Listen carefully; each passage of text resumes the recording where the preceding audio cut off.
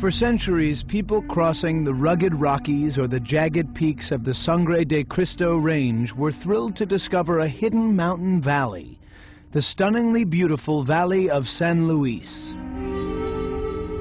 Today, the area has become a magnet for skiers, hikers, swimmers, and those with a taste for the wild. Especially wild stories, because some here say this place is a magnet for the mysterious, and that not all the visitors are human. It's a wilderness wonderland that may be attracting tourists not only from this world, but from others. Join us now as we journey to the San Luis Valley.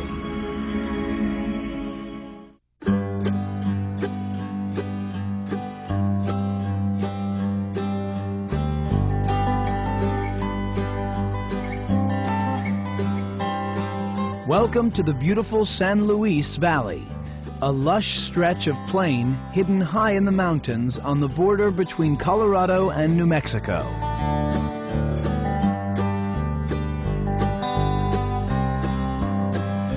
It is a natural geological jewel that stretches from the snow-capped peaks of south-central Colorado to the sun-baked deserts of northern New Mexico. By winter, an icy wonderland. By summer, a sparkling piece of sunny paradise.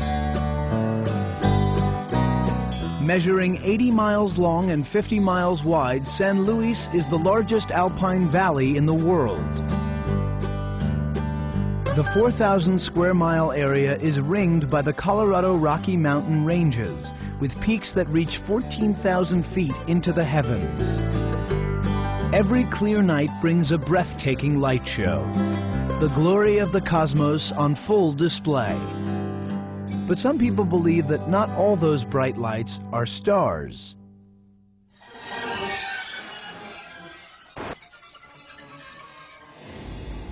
From the small towns like Salida to the sparsely populated counties of Saguache and Alamosa and Taos, there are people here with curious tales to tell. December 23rd, 1999, this mysterious pillar of light looked like it was shooting up out of the ground into the sky. This giant black mass just went down the middle of the valley.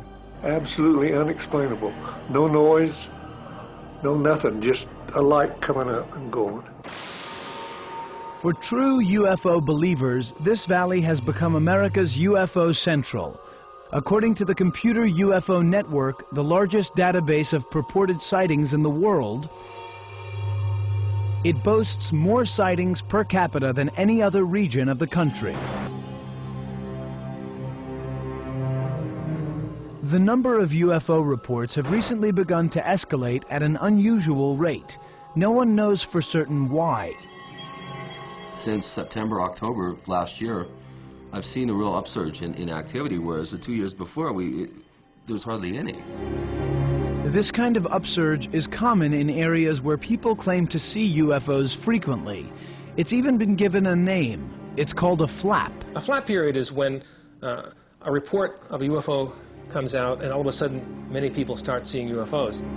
Tom McDonough is a senior scientist of the Skeptics Society and coordinator of SETI, the search for extraterrestrial intelligence at the Planetary Society, the international organization founded by astronomer Carl Sagan and colleagues.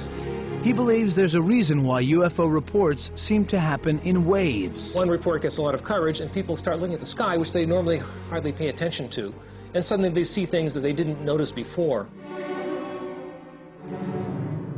It's the old Psych 101 experiment where you go stand on the street corner with a couple of your buddies and you stare up at the top of the building, and before you know it, you've got 20 people around you, then you've got 50 people around you, and everybody's looking. What are they looking at? This is a type of mass hysteria where you can generate group action and have a lot of people, just by suggestion, see things that aren't actually there.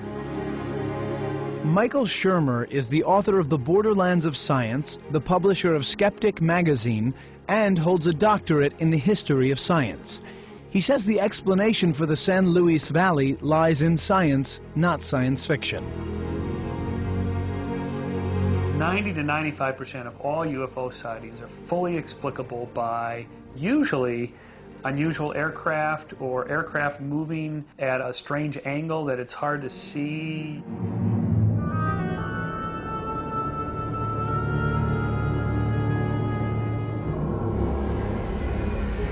On the northernmost edge of the valley, the small town of Salida gets a big share of the reported UFO sightings.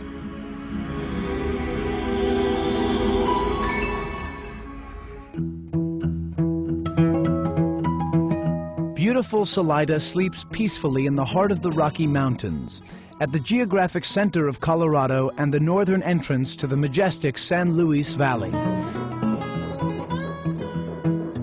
It's an old Wild West town that has been transformed into an artist's community of painters, sculptors, and silversmiths.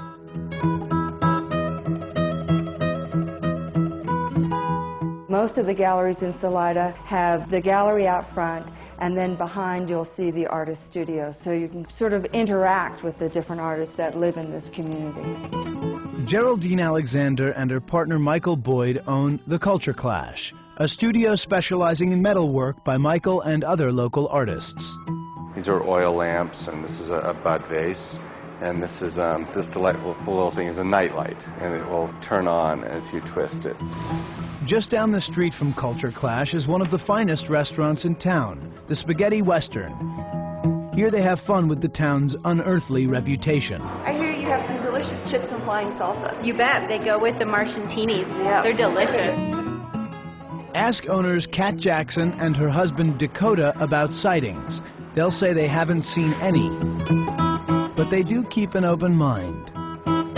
We tell our kids that the whole world is a really, really big place, and it would be maybe presumptuous of us to think that it was all about just us. For a place to stay in Salida, there's the River Run Inn. The rooms boast turn-of-the-century antiques, private baths, and plenty of peace and quiet. There are no TVs or phones here in the rooms. There is in the main room downstairs, and I find that actually it's kind of nice for guests. Some of them are wondering where the phone is right away, but that way they really have a vacation. It's like coming to the country. There's no pressure, nothing, and so it's a lot nicer. If they need to make a phone call, they can go downstairs. Guests also enjoy a full breakfast every morning and homemade cookies in the afternoon. Like a comfortable old country home than it is a museum kind of fancy B&B. And the guests do like that because it's casual. The hotels and shops cater to a year-round parade of tourists and vacationers drawn here by the awesome slopes of the Rockies and the inviting waters of the Arkansas River. It's really a playland, you know. But Virginia Nemmers, keeper of the inn, concedes that many of her guests come to Salida to see sights you won't find on any tourist map. You see bright lights, or you see periods of lights, you see things moving, and you don't always know what they are. One such mysterious sighting took place just down the road from the River Run Inn. In fact, it is considered by some to be one of the most spectacular purported sightings ever captured on video.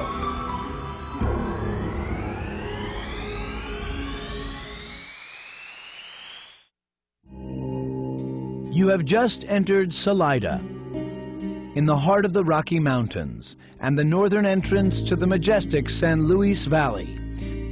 Population 5,000. Some think it should be called the Colorado Circle, the mountain's answer to the Bermuda Triangle, a place where the locals say weird tales abound.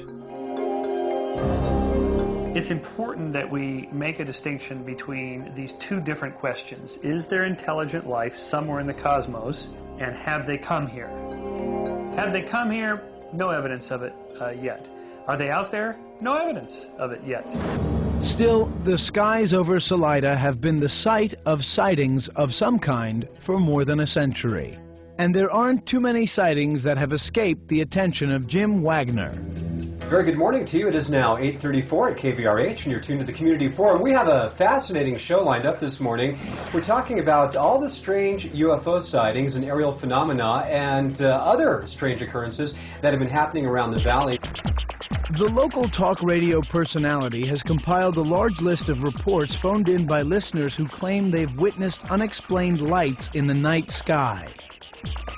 If you have witnessed strange phenomena in the sky around the valley, give us a call right now at 539. We were driving home at dusk and saw a fireball, just a huge yellow ball just drop straight from the sky. This thing was absolutely huge. It was flying silently. It displayed aerodynamic characteristics that are not usually associated with terrestrial aircraft, although we cannot rule out some kind of stealth program. And there was an object hanging in the sky that looked like a garbage can. And we watched that garbage can shape turn into a disc and cover the whole mountain range as far as you could see up to the northwest. This is a hard-working, very conservative community, but something is definitely going on here, and people are wondering what.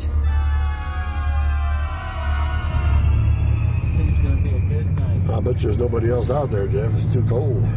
Jim Roberts and his son Jeff have made it their mission to find out. Hey, Dad, what's that up there? Let's go ahead and pull off here. Yeah, we'll pull in here and take a look. It's going right into some clouds right now. You got any binoculars? They're a pair of amateur UFO hunters who patrol Salida's dirt roads trying to capture photographic evidence of extraterrestrial visitations. It's gone. It's gone. It's gone. It's gone. See, that's the only thing I hate. Well, there's nothing new about that. Nope. What I have primarily seen has been different colored balls of light.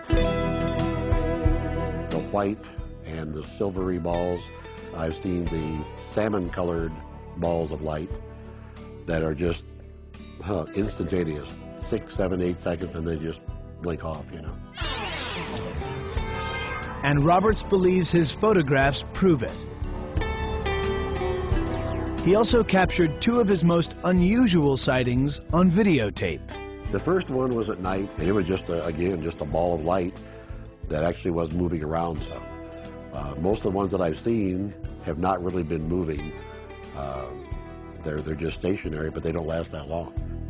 Roberts says he saw the second one in the skies just above his house. I looked behind me and I saw this ball in the sky. And I thought, shoot, you know, the garbage can wait. So I came back and got my video, and I taped it for a bit. I probably watched it for maybe 10, 11 minutes, and then it just gradually faded out.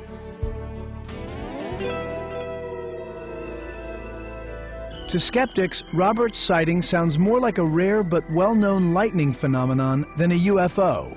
There is a phenomenon called ball lightning that produces fireballs. These are often produced by high-voltage transformers, power lines, and things like that.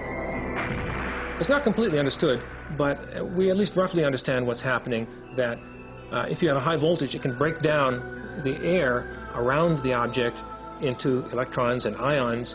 These glow similar to a neon light, and under certain unusual conditions can actually maintain a roughly spherical shape and move around like a helium-filled balloon. Another backyard sighting was recorded on video by Salida resident Tim Edwards. It was August 27, 1995. Tim Edwards and his daughter Brandy had gone outside to check the weather before the two left on a camping trip. I looked up, I seen a very white, very intensely lit, glimmering white light coming in from the west, and it appeared to almost be walking or stepping across the sky, like projecting itself to the next image, but at an incredible speed. Tim ran back into the house to grab his video camera and managed to record almost 10 minutes of this unidentified cigar-shaped object. UFO believer and former nuclear physicist Stanton Friedman, who's made a second career out of investigating UFO-related stories, finds the Edwards footage intriguing. It's truly an unidentified flying object. Whether it's a flying saucer, alien spacecraft, I don't know. It's still in my gray basket, maybe. Cigar shape with lights around it, that's what blimps look like. Now, I don't know if this was a blimp. Maybe it was a blimp-like structure. Maybe the government's testing some unusual aircraft. It's hard to say. Grainy videos are hard to make out. When things are hard to tell, when they're in that blurry borderlands there where you can't quite make it out, the mind fills in the gaps. Whatever it is Tim Edwards caught on video, it's kept local people wondering ever since.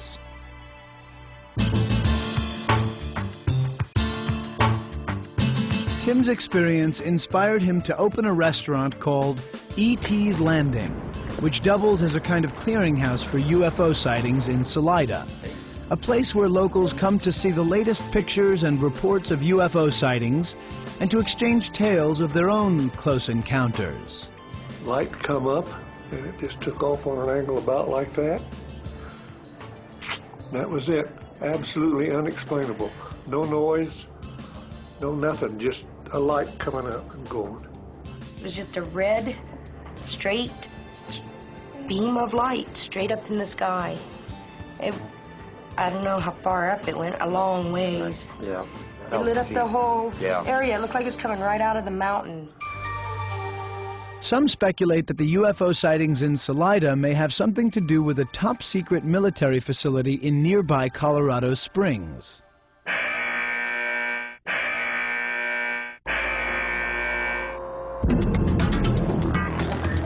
The North American Aerospace Defense Command, or NORAD, which monitors enemy planes, missiles, and spacecraft to warn of any impending attack on the U.S. and Canada. I suspect the presence of NORAD has a lot to do with the sightings in this valley. Military bases are places where there are a lot of aircraft flying around, and many of them are aircraft that don't want the public to know they're there. There was probably testing of equipment, again, that people were not used to seeing, so they reported as an unidentified flying object. To them, it is unidentified.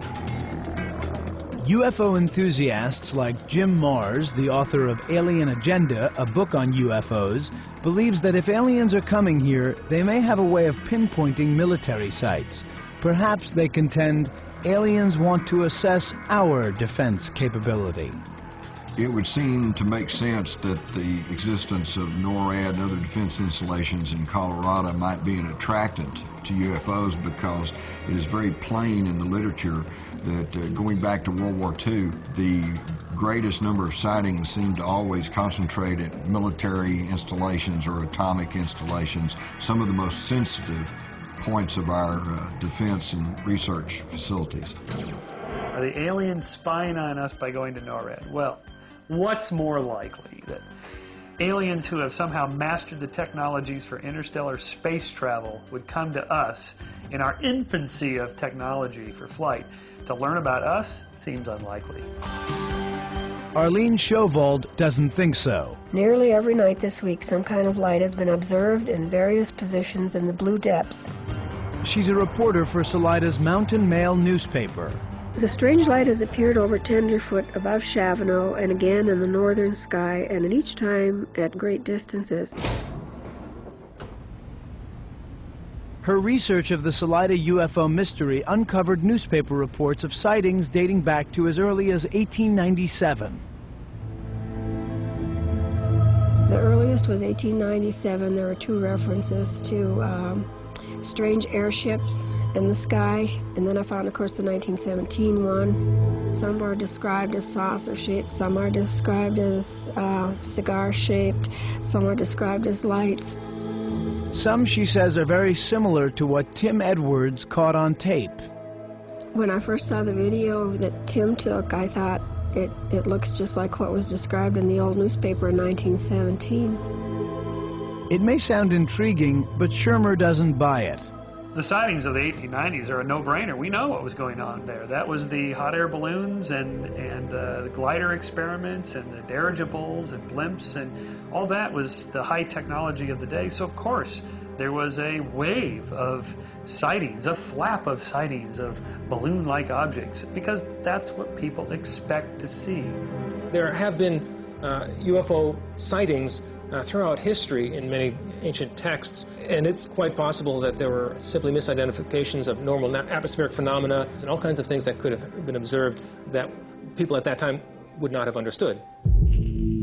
But UFO enthusiasts are not just looking to the heavens for signs of alien visitation. They claim they're finding evidence of UFOs right here on Earth, in this very valley, just down the road from Salida.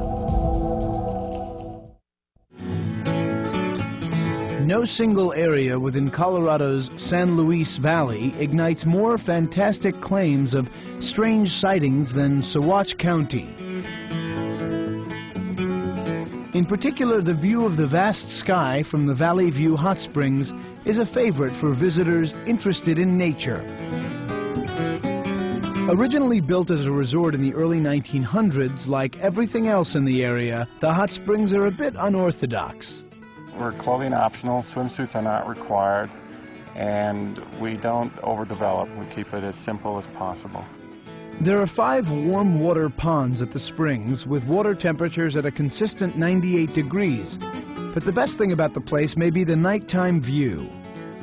It's an excellent place to watch the stars and meteorites and so forth. Back in the old days, cowboys and Indians rode across this old frontier territory on horseback. These days, Bob D'Alessandro and Ken Storch tear across it in their Winnebago, in hot pursuit of the strangest phenomena they can find. There's definitely something going on. D'Alessandro and Storch have been called the Mud and Jeff of the San Luis Valley, the space squad of Saguache County, and just plain nuts. Been called a lot of names of what we call ourselves. Investigators or researchers, if you will, into the planet police, into the phenomena of ufology.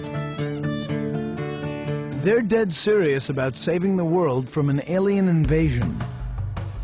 We're talking about a serious situation here. If we get close to what we're looking for, I mean, people have disappeared. Things have happened to people. They try and discredit you. Somebody runs up to me and says, hey, I saw a little green man and he held a gun on me and robbed me of all my money. They tell me it was little green men until I prove different, then that's what I go with. And I think I made a wrong turn here, gentlemen. The planet police don't seem like much of a match for any kind of alien invasion force. D'Alessandro is a building engineer and part-time private investigator, and Storch is a Denver police officer. The way I put it is I call him more of the politician. I'm more of the enforcer. Watch your step there, Storch. Hunting for space aliens is more than a hobby, but less than a full-time job. Between them, they've racked up lots of miles and shot lots of film. We always carry a 35 millimeter, and I got a 600 millimeter with a 2X converter that I can put on this. We always carry binoculars. Always carried a ray gun. A plastic ray gun? Well, at least the cameras may come in handy. Because their beat is the remote corners of Saguache, alleged by UFO enthusiasts to generate more reports of sightings than any other area in the Colorado Circle, maybe even the whole of America. Chris O'Brien has written about countless local sightings in 2 books, Enter the Valley and The Mysterious Valley. You're more likely to see a UFO in Saguache County than any other county in the country. Why are some places more central for sightings than others? Probably has to do with a combination of atmospheric phenomenon, the geography, the temperature, and the psychology of expectation of the people going there. UFO believers suspect there's some kind of connection between UFOs and the great sand dunes of Saguache County. It's almost the bullseye center for our activity here. When we tend to have activity or waves of activity in the valley, generally it's centered around the dunes area. The Great Sand Dunes are an official national park, the tallest dunes in North America, a wind-formed wonder stretching 39 miles square and standing 700 feet high. For thousands of years, the west winds have come over the Rockies and the Rio Grande River floodplain, picking up sand particles on the way.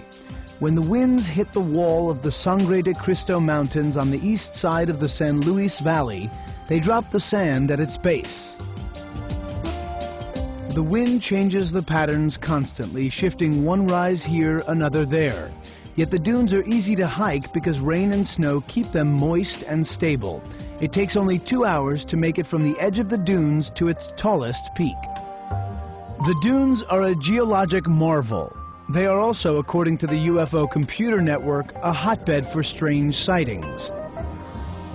If aliens are indeed stopping by to play in this sandbox, UFO enthusiasts suspect they may be interested in something in the dunes. Deposits of magnetite, for instance, a crystalline black oxide of iron.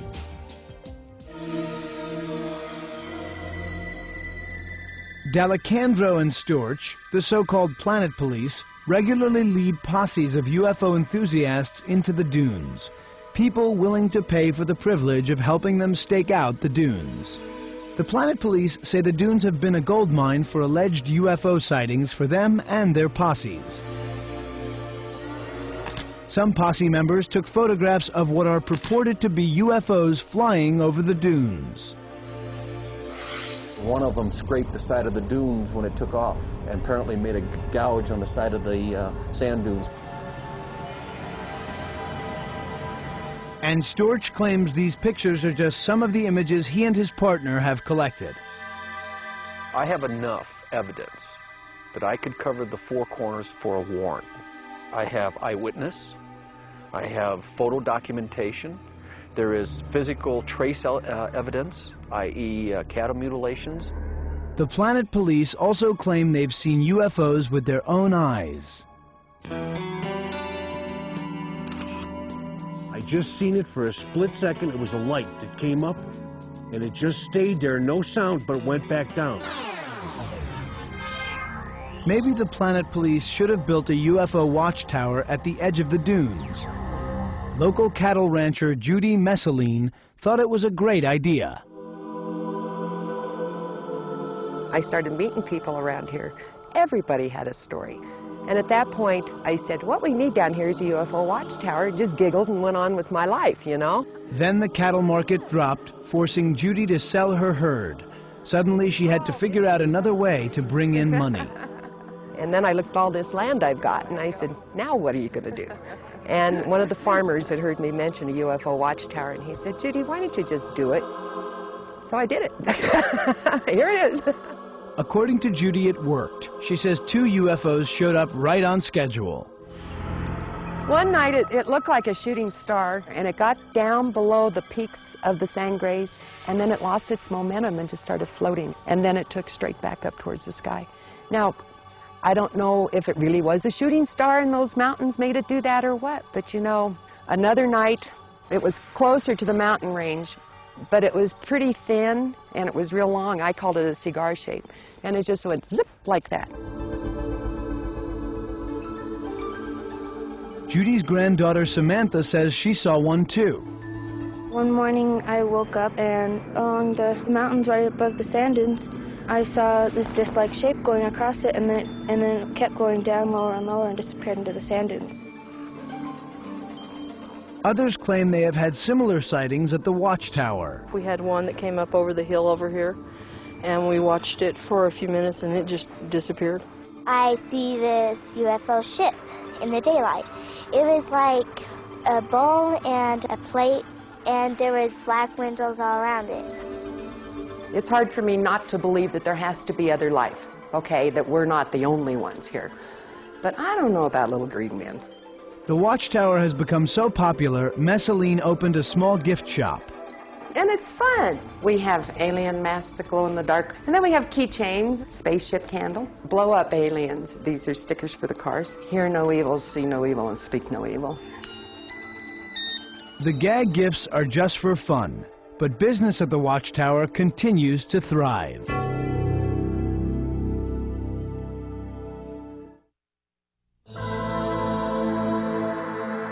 This eye is so alien to the San Luis Valley, it might as well be from another planet. This is, after all, the foothills of the Rocky Mountains, not the Florida Everglades. It belongs to an alligator at Colorado Gators in Alamosa County, just south of Saguache. They live here because of the geothermal water, because the water is 87 degrees. In the wintertime, they all hibernate to this end of the pond because this is where the water comes in at. But in the summertime, they're all spread out. But it is because of the warm water they're able to survive here. The alligators were originally brought here to eat the waste from these tilapia. Now their presence has made the farm a huge tourist attraction. Okay, one hand under the chest there, one hand under the thickest part of the tail. Amazing to find alligators in the middle of Colorado with snow and the surrounding mountains. Very unusual, very awkward.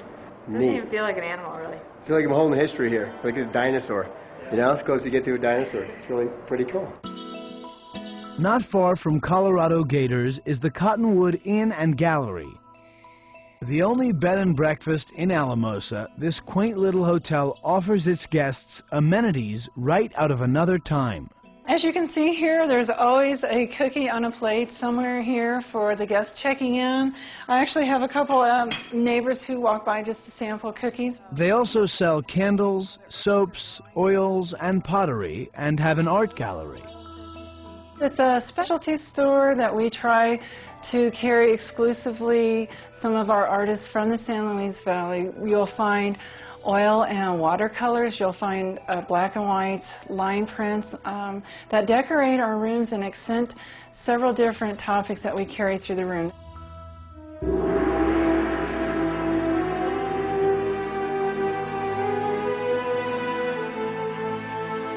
According to local legend, Alamosa County has long been a place for the unexpected and often the unwelcome.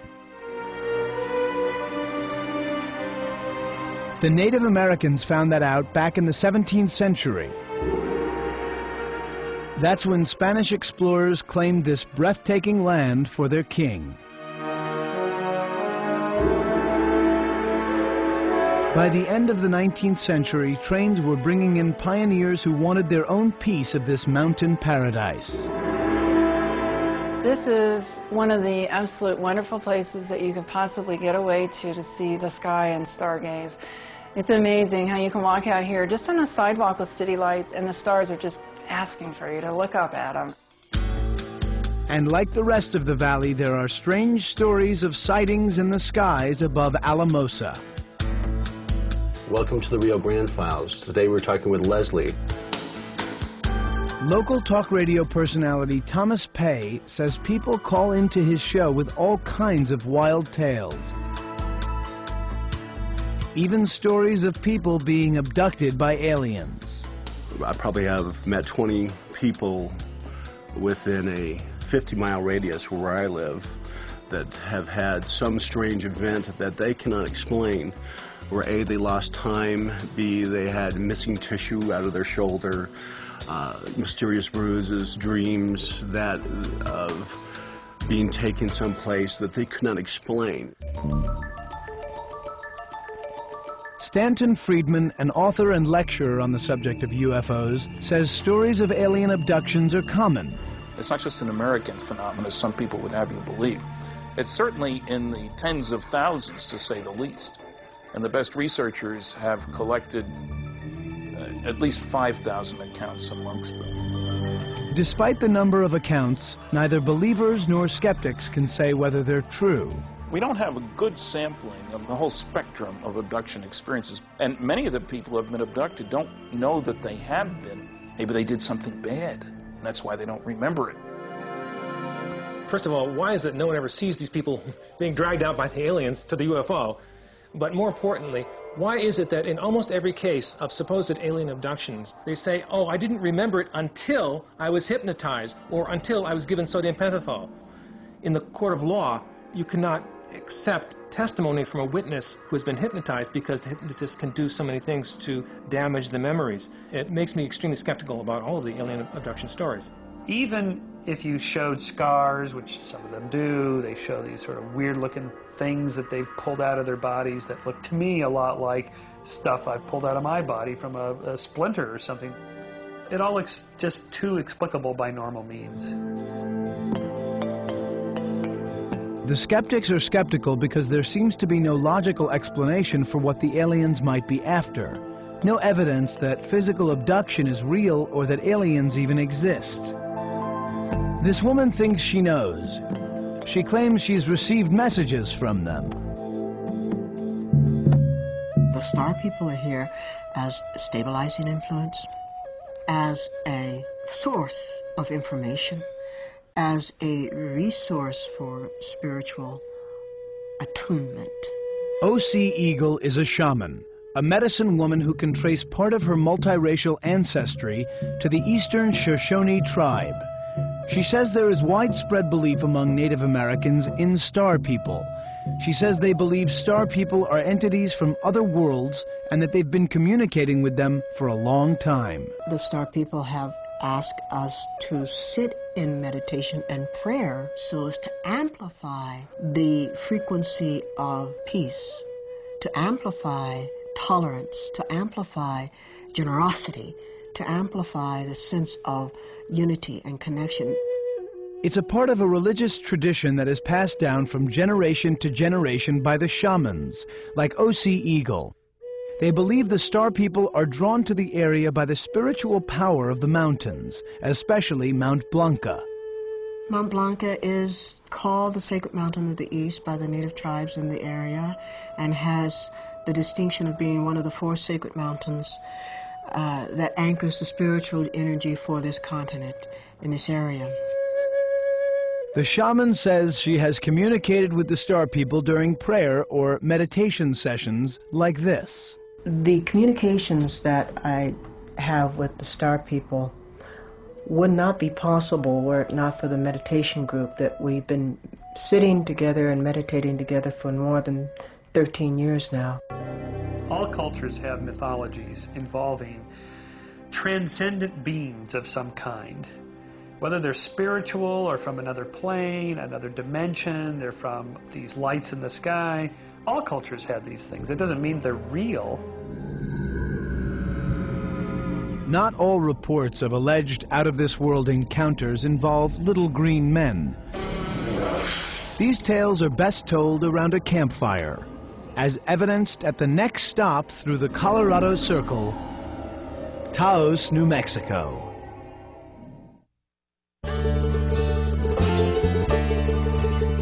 We're now leaving the Colorado side of the San Luis Valley, the valley some call America's UFO Central, and we're saying goodbye to the quaint Old West town of Salida, the glorious vistas of Saguache and Alamosa counties. Tim Edwards' UFO. The space around the craft looked totally unworldly too. And Judy's Watchtower. I called it a cigar shape, and it just went zip like that. But up ahead still lies Taos, New Mexico, southernmost point of the San Luis Valley. Taos is a thriving little tourist mecca, a winter wonderland, and a summer oasis, tucked away in the deserts of New Mexico. But within this land of enchantment, there lies another bizarre mystery. Ghosts that reportedly haunt the historic Taos Inn. This is the kitchen at Doc Martin's restaurant, which makes the best food in Taos. It's also the center of most of our ghostly sightings and occurrences. There have been occurrences of cans falling off shelves, heavy blenders falling to the floor at night, lights flashing off and on. Once the home of the only doctor in the county in the 1920s, the inn is deemed one of the city's best hotels. Well, I think the Taos Inn is Taos. It says Taos in every possible way. The architecture, the colors, the people, the history. The history of Taos and the history of the Taos Inn are entwined. They're inseparable. Like the rest of the San Luis Valley, people claim to see strange sights in the sky. But the Taos Inn seems to be relatively alien-free. I mean, we may have aliens. It's kind of hard to tell. I'm not sure about some of our bartenders. What they are certain about are ghosts. Some people had died in their rooms, and in those particular rooms, there have been sightings. There have been voices heard. And even here in the lobby late at night, some of the front desk people have heard their names called by a voice that they could not place. Their best guess is that the voice belongs to a man once called Arthur Manby. This wall that we're looking at here, we share with what used to be Arthur Manby's home, and that is where his headless body was found.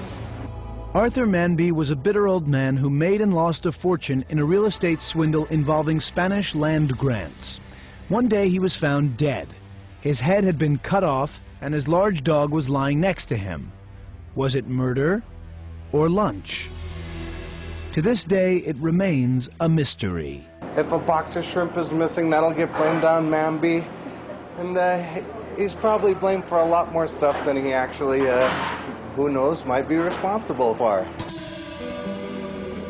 One of our employees who works here regularly late at night, who's here all by himself in the kitchen cleaning all night long, has seen a figure watching him sitting on one of the tables that fits the description of Arthur Manby with his head.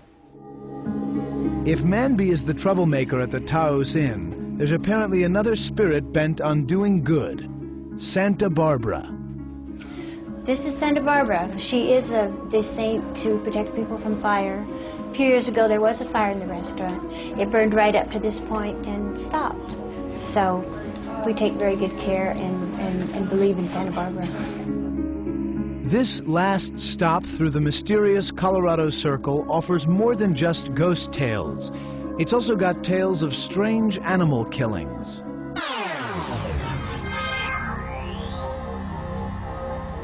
My neighbors called me up and we found a cow that was melted into the ground.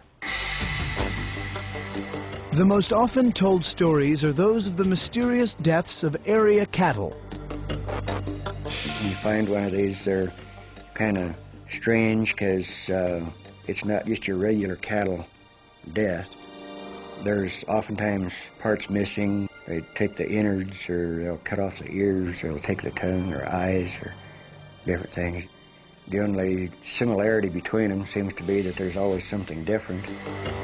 Cattle rancher Tom Reed particularly remembers one incident in 1990, the day he found a dead calf on his sprawling property, a calf he suspects didn't die from natural causes. It had smooth cuts on it. It wasn't chewed like an animal had chewed it open. Reed's veterinarian blamed it on coyotes. He just glanced at it, says coyotes. But I've seen what coyotes do, and that was a cut, not something the animals had chewed. But fast forward a few years. I found calf number 36 dead on 5/8/99 at 9:30 a.m. Cow mutilation 5/4/99. Mutilation 2/8/2000. The right eye was missing, and the hole where the eye came from was approximately 2 inches deep. The edges of the hole looked like they had been knife cut. Mammary gland was gone. The cow smelled like butane. Investigator Gabe Valdez found enough trauma to the left shoulder to say that this is what caused the death of the cow. Reed has kept a written log of every head of dead cattle he found and when, along with photographs of the remains. And the number of dead animals Reed has found has now grown to more than 50. In each case, Reed claims he saw no sign of an earthly killer.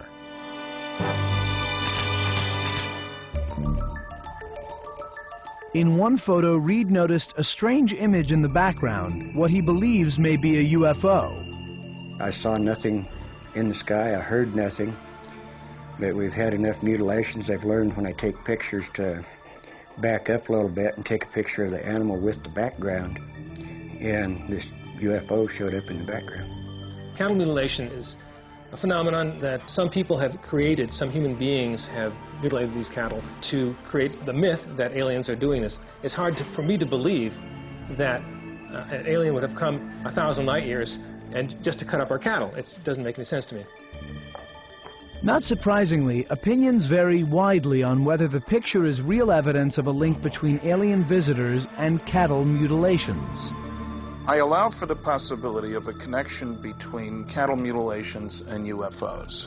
Whether there is such a connection, I don't know. I haven't seen strong evidence that there is. That doesn't mean there isn't. Absence of evidence is not evidence for absence.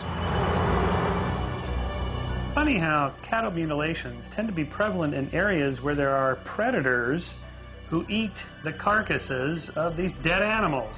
Should we be surprised? I don't think so. Perhaps the strangest story around Taos is that aliens might be responsible for the mysterious deaths and disappearances of human beings. Even the believers don't buy that. The big question, of course, is, are they really killing people? Are they eating people? Are they doing bad things to people? I tried really hard to find a documented instance of someone who was killed as a result of a close encounter or a UFO experience or an abduction. And a very close study of the literature seems to indicate really not. Whether it's ghosts, aliens, or patron saints, no one can say with 100% certainty what's going on, which means the mysteries of the San Luis Valley are still out there. In 10 years of investigation, I am way more confused now than I was before I started. I have no idea whether the sightings in the San Luis Valley are going to continue. We don't know why they're happening in the first place. We don't know whether they're going to continue happening. And there is a worry that people get excited about what happens there. Every light in the sky will be deemed to be somebody's flying saucer when it probably isn't. What are the chances that some advanced technological extraterrestrial intelligence somehow mastered interstellar space travel? They've come all the way from some far distant planet through all those light years. They've managed to find Earth in this obscure outpost. And what are they going to do? They're going to do anal probes on people, cut out the genitalia of cows and leave circles in Farmer Bob's field? That's it? That's what these advanced intelligences are going to do? No thanks. I have no interest in meeting them. What I would like people to come away with is, first of all, skepticism. There are a lot of things in this universe that people are not familiar with, a lot of atmospheric phenomena. There are hoaxers out there and liars. And on the other hand, I would also like people to realize that it is likely that there are other civilizations in the universe. So let's look for them, but be hard-headed about it. Let's be very skeptical and insist on really solid, irrefutable proof. The stories of the San Luis Valley are as enduring as its snow-covered slopes and sun-dappled waters. Whether or not any of these curious tales are true, people will surely keep coming here. Because thanks to Mother Nature, this region has plenty of its own terrestrial wonders to see.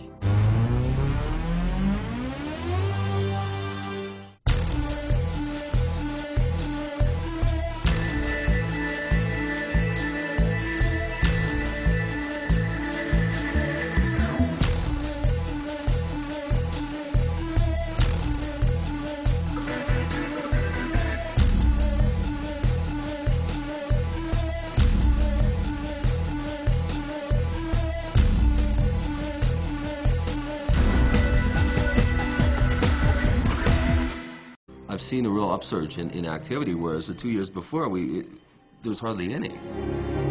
This kind of upsurge is common in areas where people claim to see UFOs frequently. It's even been given a name. It's called a flap. A flap period is when a report of a UFO comes out and all of a sudden many people start seeing UFOs. Tom McDonough is a senior scientist of the Skeptics Society and coordinator of SETI, the search for extraterrestrial intelligence at the Planetary Society, the international organization founded by astronomer Carl Sagan and colleagues. He believes there's a reason why UFO reports seem to happen in waves. One report gets a lot of coverage and people start looking at the sky, which they normally hardly pay attention to, and suddenly they see things that they didn't notice before. It's the old Psych 101 experiment where you go stand on the street corner with a couple of your buddies and you stare up at the top of the building, and before you know it, you've got 20 people around you, then you've got 50 people around you, and everybody's looking. What are they looking at? This is a type of mass hysteria where you can generate group action and have a lot of people, just by suggestion, see things that aren't actually there. Michael Shermer is the author of The Borderlands of Science, the publisher of Skeptic magazine, and holds a doctorate in the history of science.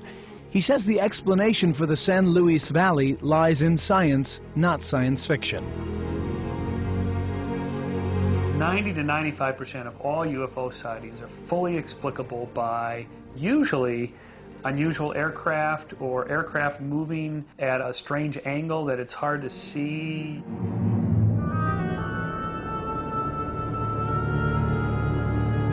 Place to stay in Salida, there's the River Run Inn. The rooms boast turn-of-the-century antiques, private baths, and plenty of peace and quiet. There are no TVs or phones here in the rooms. There is in the main room downstairs, and I find that actually it's kind of nice for guests. Some of them are wondering where the phone is right away, but that way they really have a vacation. It's like coming to the country. There's no pressure, nothing, and so it's a lot nicer. If they need to make a phone call, they can go downstairs. Guests also enjoy a full breakfast every morning and homemade cookies in the afternoon. More like a comfortable old country home than it is a museum kind of fancy B&B. And the guests do like that because it's casual. The hotels and shops cater to a year-round parade of tourists and vacationers drawn here by the awesome slopes of the Rockies and the inviting waters of the Arkansas River. It's really a playland, you know. But Virginia Nemmers, keeper of the inn, concedes that many of her guests come to Salida to see sights you won't find on any tourist map. You see bright lights, or you see periods of lights, or you see things moving, and you don't always know what they are. One such mysterious sighting took place just down the road from the River Run Inn. In fact, it is considered by some to be one of the most spectacular purported sightings ever captured on video.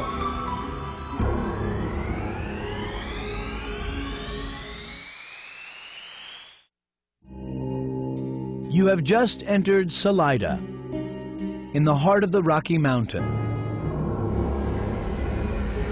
On the northernmost edge of the valley, the small town of Salida gets a big share of the reported UFO sightings.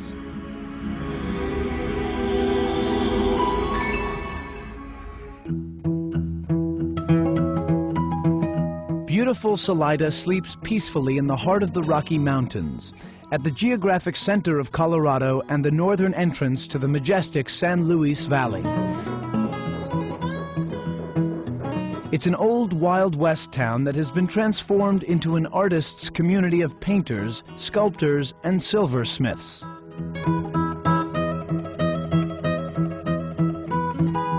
Most of the galleries in Salida have the gallery out front, and then behind you'll see the artist studio, so you can sort of interact with the different artists that live in this community. Geraldine Alexander and her partner Michael Boyd own The Culture Clash, a studio specializing in metalwork by Michael and other local artists.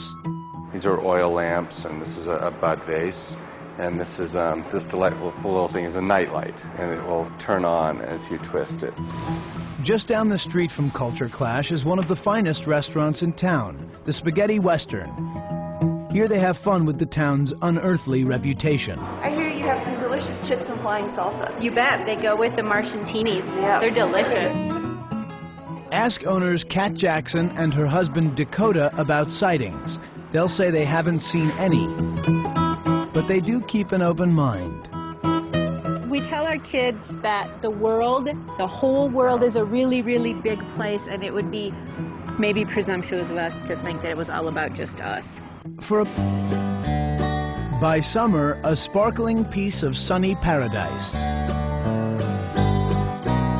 Measuring 80 miles long and 50 miles wide, San Luis is the largest alpine valley in the world. The 4,000 square mile area is ringed by the Colorado Rocky Mountain ranges, with peaks that reach 14,000 feet into the heavens. Every clear night brings a breathtaking light show, the glory of the cosmos on full display. But some people believe that not all those bright lights are stars.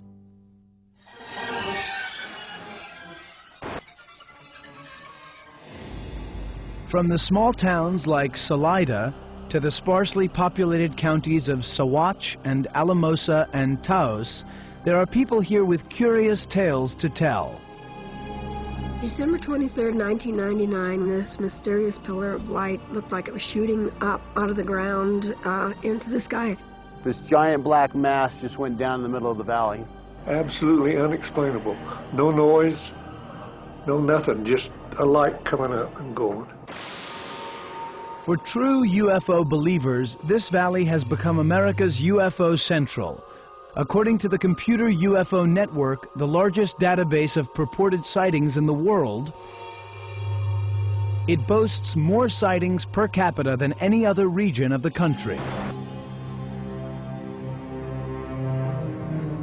The number of UFO reports have recently begun to escalate at an unusual rate. No one knows for certain why. Since September, October last year,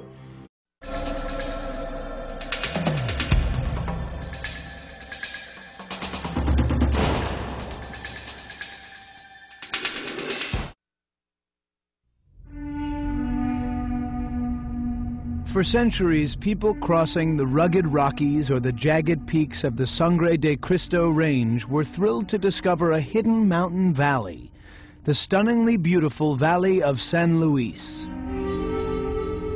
Today, the area has become a magnet for skiers, hikers, swimmers, and those with a taste for the wild. Especially wild stories, because some here say this place is a magnet for the mysterious, and that not all the visitors are human. It's a wilderness wonderland that may be attracting tourists not only from this world, but from others. Join us now as we journey to the San Luis Valley.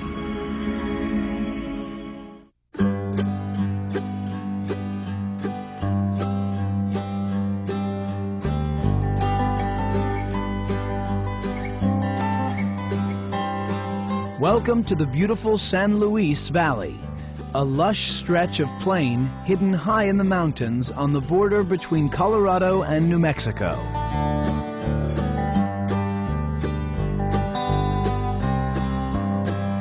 It is a natural geological jewel that stretches from the snow-capped peaks of south-central Colorado to the sun-baked deserts of northern New Mexico. By winter an icy wonderland,